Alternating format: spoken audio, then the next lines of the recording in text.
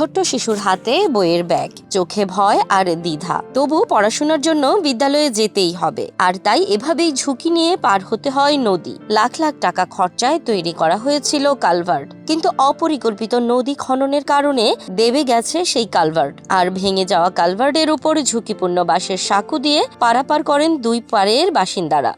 Bundle থাকলে প্রতি সেনমানিতে টাকা বাঁচবে। বিকাশ সেনমানি বান্ডেল কিনে জিতুন প্রতি লেনদেনে।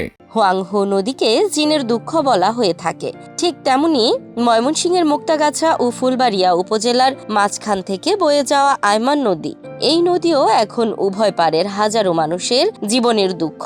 জরুরি প্রয়োজনে বা বাজার করতে যাওয়া মানুষদের জীবনেও প্রতিদিন যেন এক যুদ্ধ, শুধু যাতায়াতের জন্য। আমাদের এই এলাকায় আমাদের পুলের ব্যাঘাত ঘটাতে জনজীবন অত্যন্ত কষ্টকর হয়ে দাঁড়িয়েছে।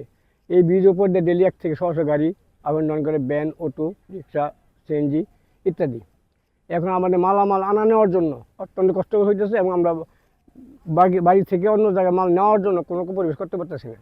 আইমান নদীর খনন কাজের পর বদলে গেছে মুক্তাগাছা আর ফুলবাড়িয়া মানুষের জীবন। প্রায় 42 কিলোমিটার খননের ফলে ঝুঁকির মুখে পড়েছে 31টি নদী ও কালভার্ট। এর মধ্যে অন্তত 13টি ভেঙে পড়েছে বা দেবে গেছে, ফলে যোগাযোগ বিচ্ছিন্ন হয়ে গেছে বহু গ্রাম। আমাদের এই ব্রিজ ভাঙাতে খুব দুর্ভিক্ষ নেমে আসছে, আমরা চলাচল করতে পারতেছি না। আমার ইমার্জেন্সি দুই একের মধ্যে ব্রিজটা করে দিলে আমরা আমার জন্য খুব ভালো হইতো, এলাকাবাসীর জন্য খুব ভালো হইতো। ঘরে গাং খুদার পরে সব ভাঙ্গে ছিঁড়ে তো আসলো, আমরা মানুষের একটু পলিটিং মলিটিং দিয়ে চাল তুললাম বলে কোনো মতো থাকতেছি বলে না, কাহানি গুড়া কোনো কিছু জ্বালানির পথ নাই।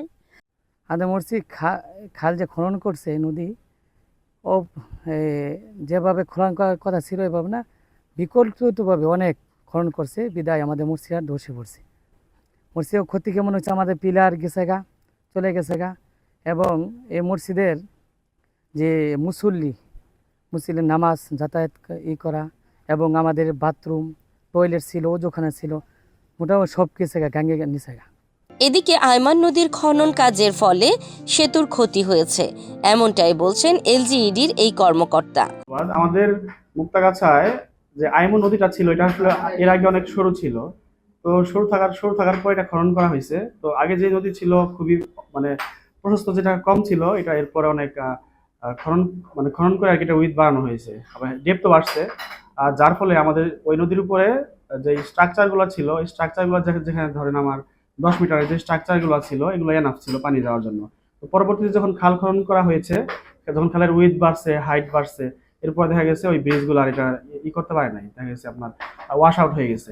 শিগগিরই যথাযথ পদক্ষেপ নেওয়ার কথা জানিয়েছেন মুক্তাগাছা উপজেলার ভারপ্রাপ্ত নির্বাহী কর্মকর্তা ও ময়মনসিংহ পানি উন্নয়ন বোর্ডের নির্বাহী প্রকৌশলী। এই ব্রিজগুলো ভেঙে গিয়েছে মেইনলি নদী খননের জন্য, তা কিন্তু না শুধু খনন। এরপরে আপনারা অবগত আছেন যে বৃষ্টি হয়েছে এবার অনেক বেশি, কিন্তু 1 মাস 1.5 মাস ধরে টানা বৃষ্টি হয়েছে, যার ফলেও কিন্তু একটু সমস্যা দেখা দিয়েছে। তো যে ব্রিজগুলো ভেঙে গিয়েছে, ইঞ্জিনিয়ার অফিস এবং পিআইও অফিস ওনারা অবগত আছেন, এবং ওনারা এতে কাজ করে যাচ্ছেন যাতে খুব দ্রুতই এগুলো ঠিক করে দেওয়া যায়। নদী খননের সাথে তো আসলে আমাদের যেহেতু আমরা নদী খননের পরে আমরা ব্রিজ নির্মাণের কোনো প্রকল্প এটা আমরা নিতে, কারণ ওটা আমাদের ম্যান্ডেট প্রাপ্ত না, যেহেতু আমরা ব্রিজটা নির্মাণ করি না, সাধারণত নির্মাণ করে পিআইও অথবা এলজিইডি।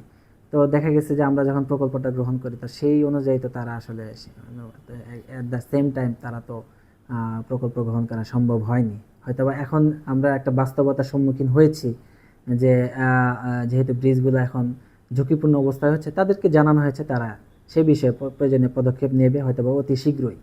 তো এটা আমরা যোগাযোগ রাখছি এলজিইডির সাথে। আইমান নদীর খননে যোগাযোগ ব্যবস্থা হয়ে পড়েছে অচল, বিপাকে পড়েছে হাজারো মানুষ।